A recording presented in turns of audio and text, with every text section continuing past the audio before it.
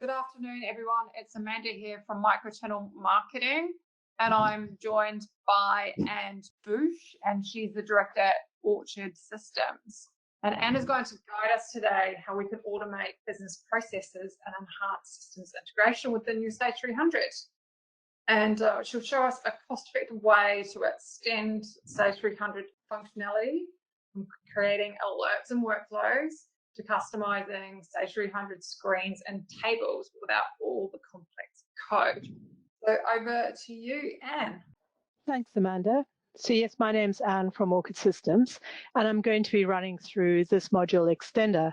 So I'm first going to run through what Extender is and why it can do what it does, and then we'll go through and look at the software behind that.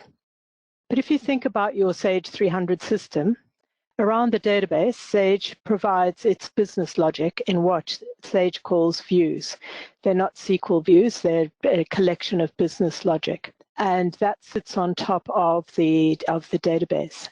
Business logic is either the core Sage 300 modules like AR, AP, GL, IC, OE, purchase orders, and so on, or third-party modules that are developed in the SDK, for example, Orchid's EFT or Norming's fixed assets.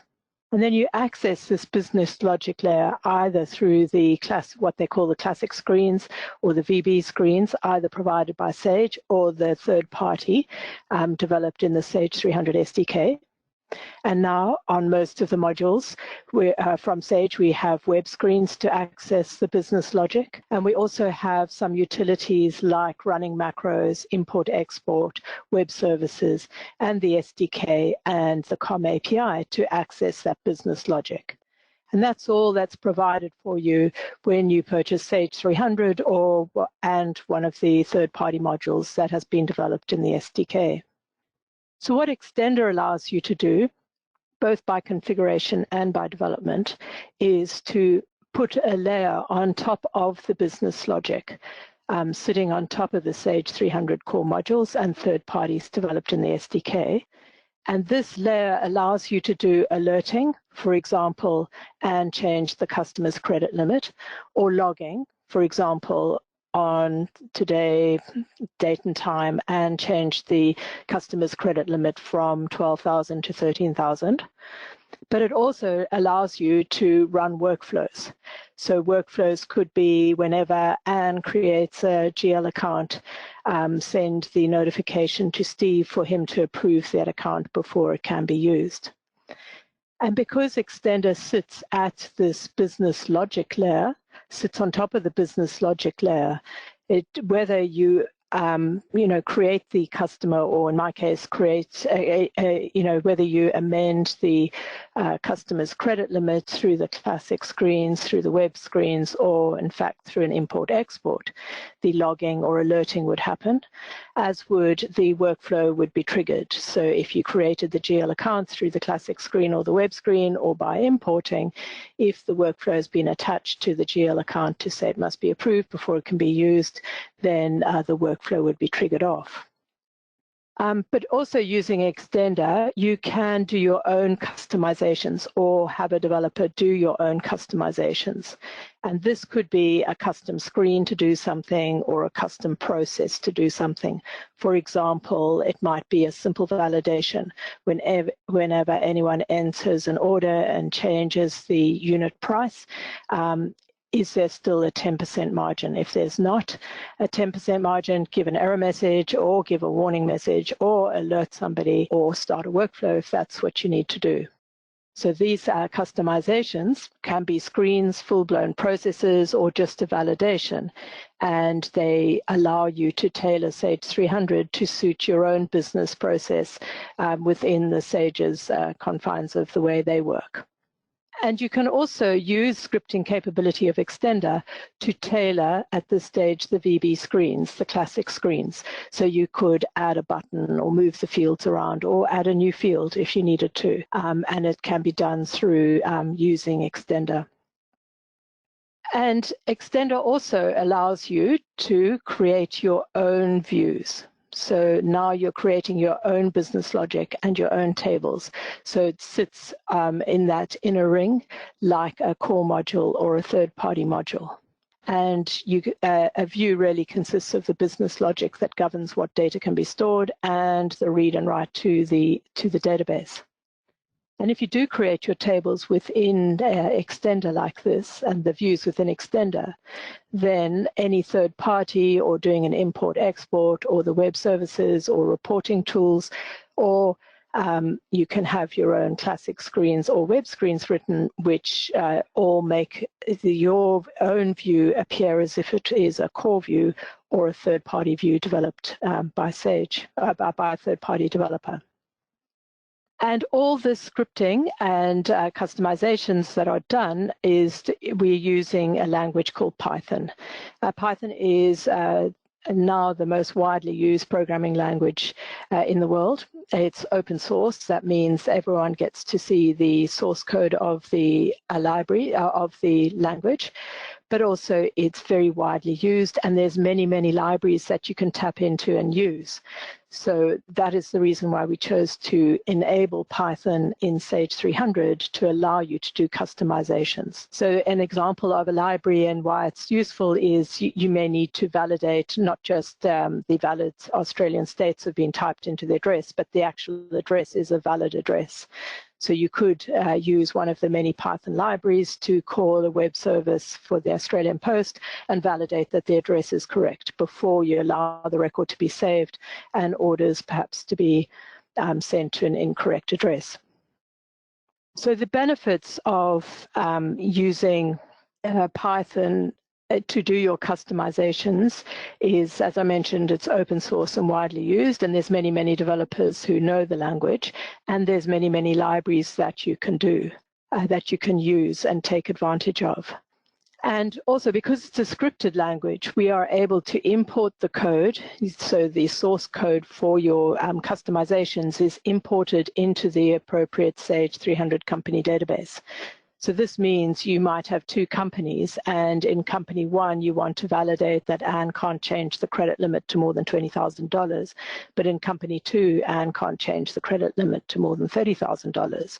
So you can have different logic running in your different Sage 300 databases and companies without having to keep track of different programs to keep track of it. And because it's scripted, when you come to upgrade, the Extender module will upgrade the script, and you don't need to recompile your customizations or your configurations to work in the new version. And also the full source code is available to you on your site because it's plain text in your database for you to do changes or to know what's happening.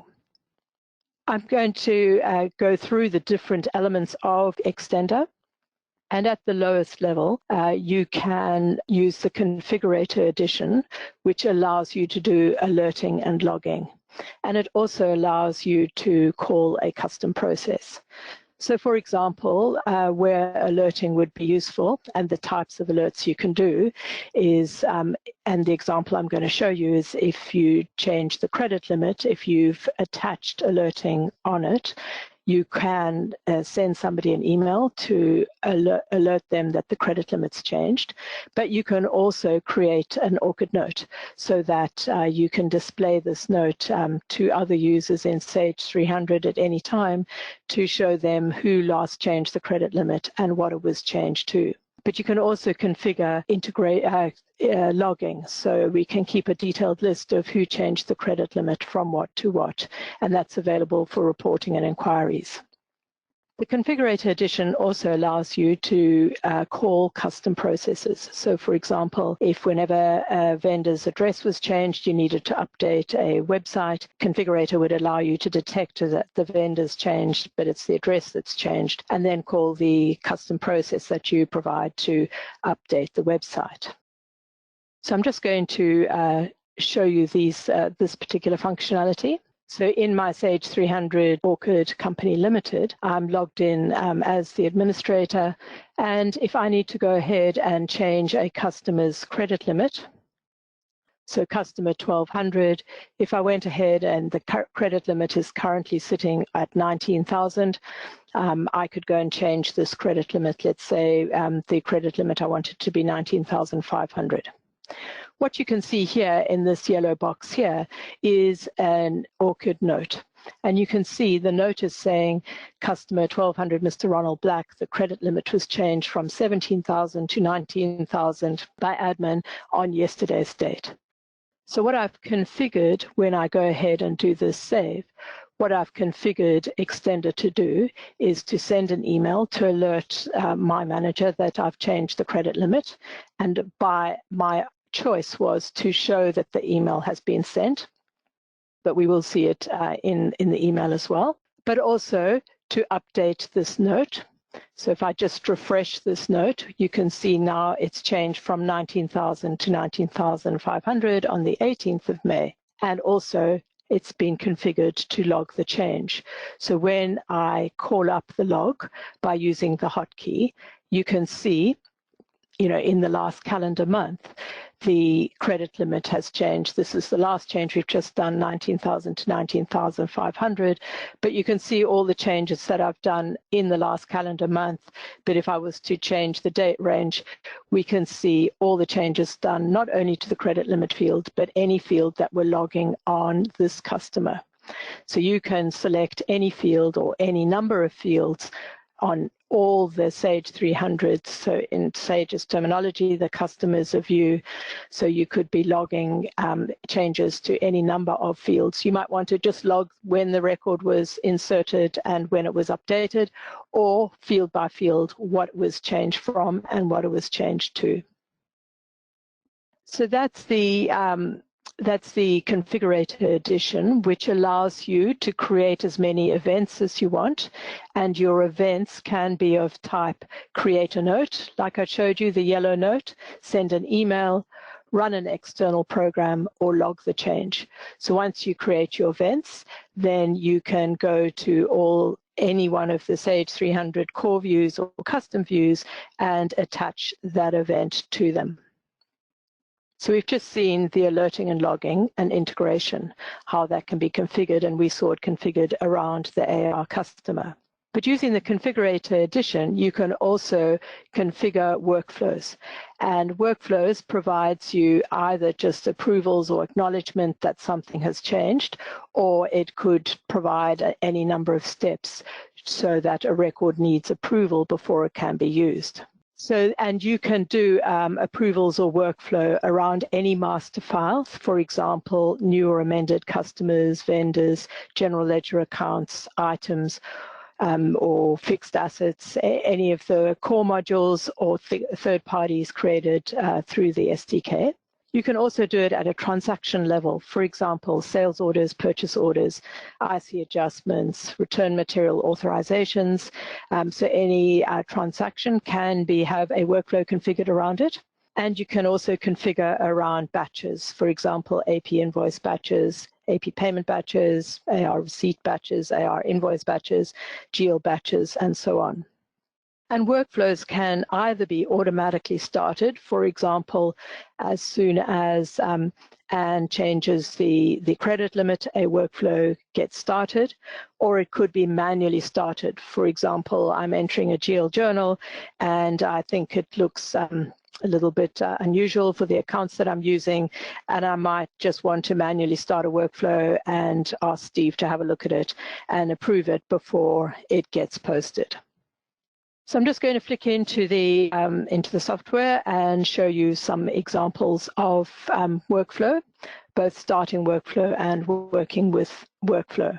So I need to log into a separate company where we have different customizations and configurations signed in. So I've incorrectly signed in as admin as well. I just need to sign in as Anne.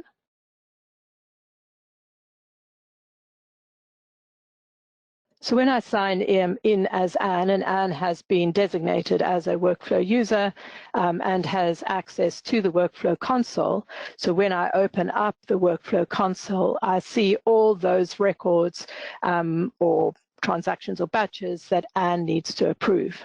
So I can see I need to approve this RMA, that was started by admin and submitted to me for approval. But also I see I've got an EFT file waiting for approval as well. So Steve asked me to approve payment batch number 1 for EFT. I can also, if I've been assigned to groups and if I have the ability to select this, I can also view all the records that are waiting for me as Anne, but also Anne as a member of the sales manager group, the AR approver group, and just those 2 groups. So as an approver, I can, as a member of those groups, I can also approve some of these records. So if I have a look, for example, at one of these records waiting for approval, this is an OE sales order waiting for approval.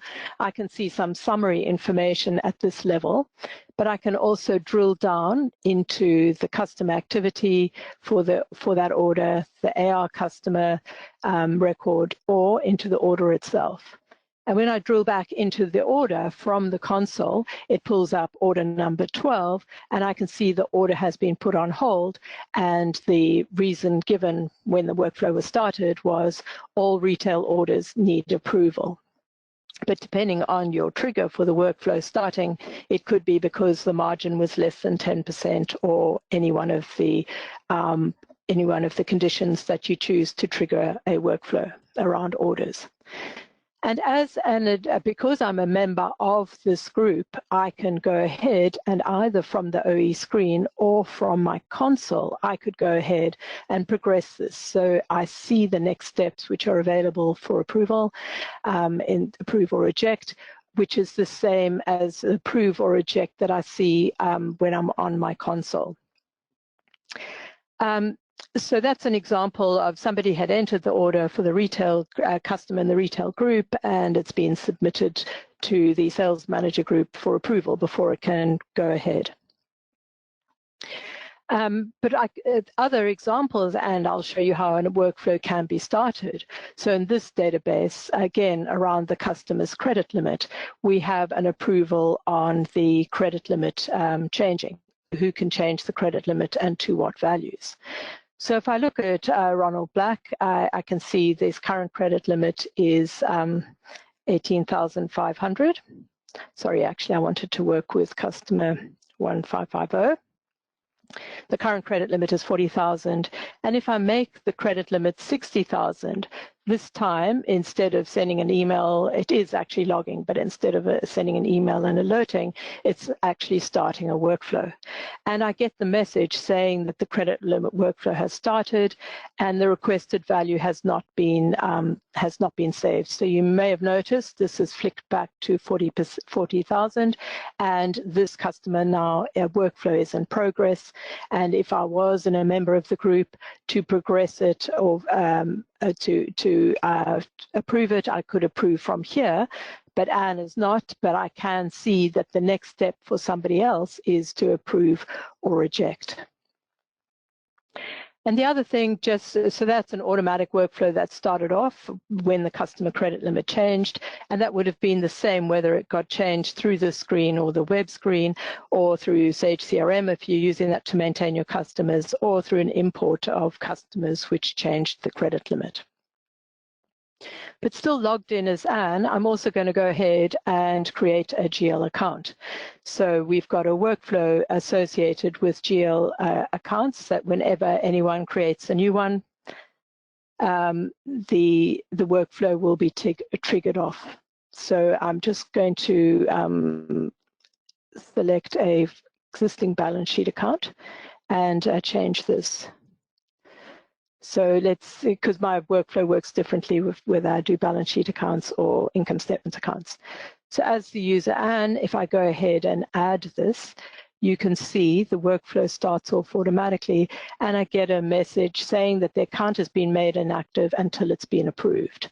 So the GL account is now inactive and is waiting for approval. If I was to try and make it active and save again, I'd get a message saying the workflow is already in progress. So this workflow action, we're still waiting for somebody else to approve this. So it's going to be going back to inactive. So I'm just going to log into as Steve now. And when Steve goes to his console, either to see only that which is assigned to him, which there's nothing, he's only got records assigned to him as part of the group. And down at the bottom here, you can see this credit limit is waiting for approval on customer 1550, and also the GL account is waiting for approval. And I could go ahead and approve or reject. So for example, if I approve this, it's going to go ahead and update the customer with this 60,000. Or if my workflow requires, I could say, well, I don't really want to approve 60,000. I'm only happy to go up to 55,000 because of seasonal buying. And when it goes ahead and depending on the workflow approval, if there had been multiple steps, it would have gone to the next person, as this has. So it's been approved at this particular level, but waiting for, oh no, sorry, apologies. You can see the workflow instance went green because it's now been approved by a member of the finance manager group. And if I go to the customer record, their credit limit would now be sitting at 5,500. And similarly, I've got the GL account to approve. You can also, so I've shown you on a master file, and I've shown you on a transaction, creating a master file and changing a credit limit on a master file, but it can also work in the same way as creating an order entry order in the retail group. The transaction would go automatically on hold and be submitted for approval. But I mentioned you can also do it on transaction batches. So for example, if I had this AP invoice approval batch number 87, and I can see that the status is ready to post is no. So in our case, the approval has been set about and making the batch status ready to post. We're getting a message saying the workflow for batch number 87 is already active. So previously I've already submitted this one for posting and it's waiting for the finance manager. So I'm just going to log in now as admin.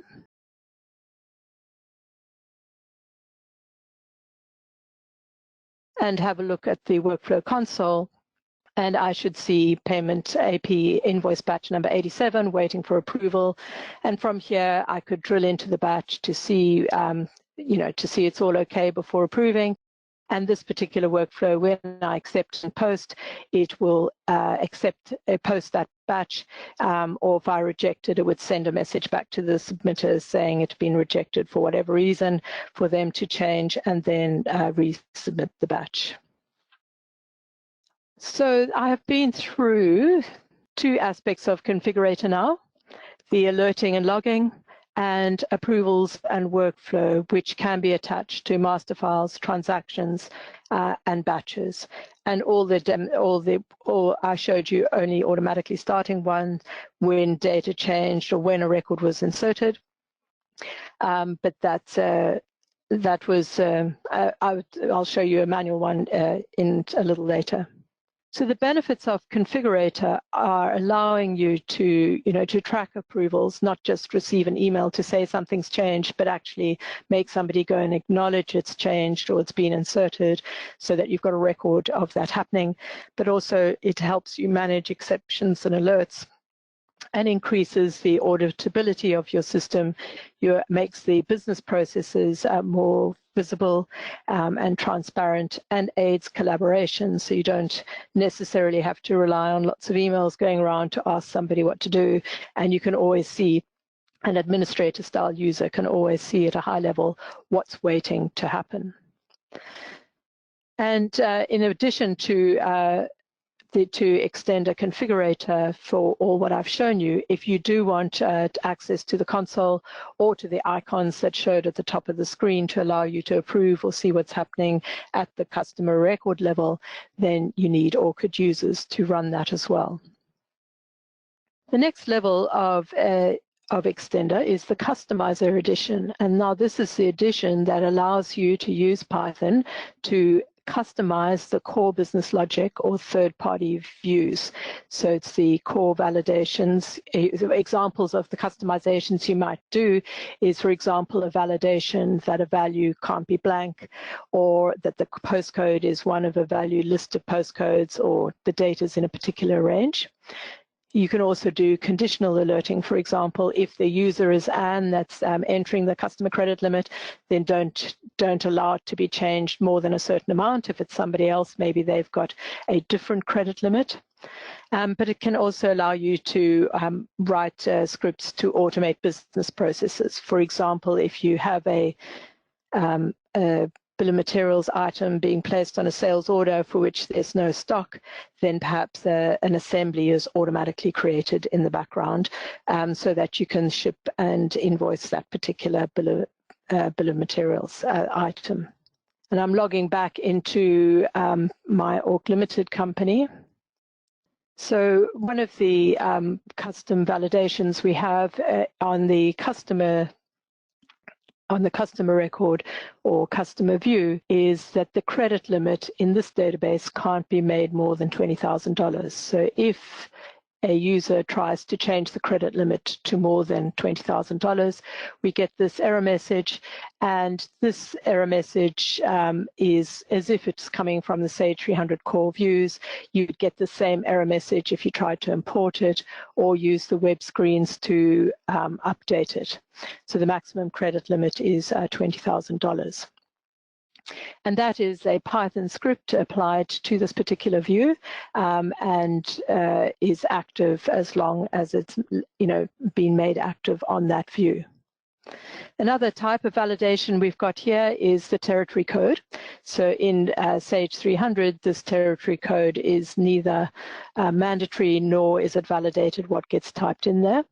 But you could have some processing rules put on that. So for example, in my case, the territory can be one of these codes, and XXX is not one of them. So it validates that it cannot be blank, and it's got to be one of a set list of values. But this list of values, I've just put it in a note, so it's visible to the customer to see, but at the time of data entry, but you could have created a table to sit behind that to store that value. Other examples of customizations that you may want to do or may need to do to support your own business processes is, for example, on purchase orders, we've added a button to the purchase order screen, which allows you at the point in time that you want to PDF this particular purchase order and email it to the nominated address for the vendor. And I'm using Document Management Link, which allows me to save that document and be visible to anyone who comes to have a look at this record or look at the vendor's record. So if I go ahead and click this button, Print an Email, it's creating a PDF with a configured form of the email and is storing it in Document Management Link's configured directory here, but it's also emailed it off. So if I just refresh that, you can see I've now got this PDF and it's been emailed through to the vendor. Other examples for amending, applying your own business logic or amending the screens or amending the validations is in accounts payable, for example.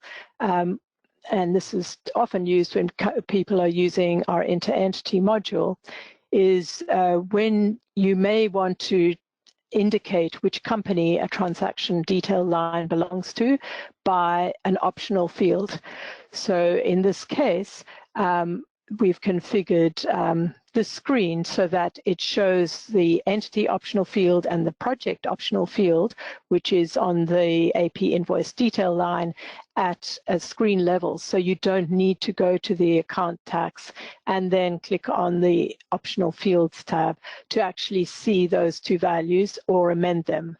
So if they're frequently used optional fields and it's really important to get them correct on data entry, you can put as many optional fields as you want in the grid, or perhaps you want to put them on some important optional fields from the header level at that level too.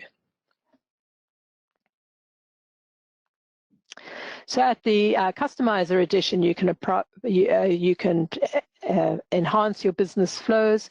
You can create additional logic and apply it to your views, and you can amend the screen functionality as well.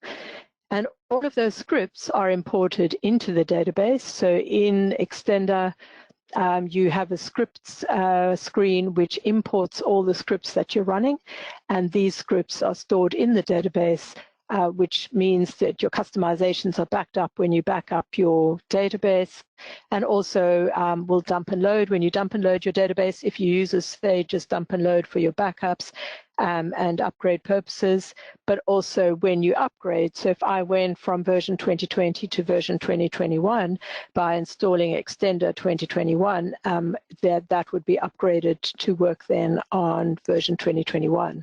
So all your customizations will automatically upgrade. You do need to test again, but it's not like you've got to find your original source code and compile it up with the latest version and then deploy it. Another example of a workflow using the Customizer edition is to customize a workflow to start around a screen in Sage 300. And in my case, I've customized a workflow to start around the function of creating the EFT file. So you might have approved the AP invoice batch and had a workflow to approve it. You might have approved the AP payment batch and had a workflow to approve it. But for the point of having a workflow around create EFT file is not whether the invoice is valid or the payment is valid. It's whether right now we can make this payment. Do we have the balance in the bank to make this payment batch? So for example, if I was to say for payment batch number 1, I want to go ahead and create the EFT file. The manually triggered workflow through Customizer has been started off, and it's saying now we need to go to the workflow console or somebody who's got the authority to approve this batch before we can go ahead and create this file. So that's the Configurator edition, allowing you to configure different customizations, or that's really slow email. It's just popping up now about me changing the credit limit. So I've shown you customizing the logic by putting validations on certain fields, but also triggering a custom workflow. And in your workflows, you could have your own custom actions as well. So we provide standard actions to post a batch or to send an email. But if you needed, for example, to post, to have a custom action that when a certain order is taken off hold, that you post a message through to Slack or MS Teams or Twitter, so any of the collaboration tools, you can have custom actions written to which form part of your workflow. So the benefits of Customizer is by using Python as scripted a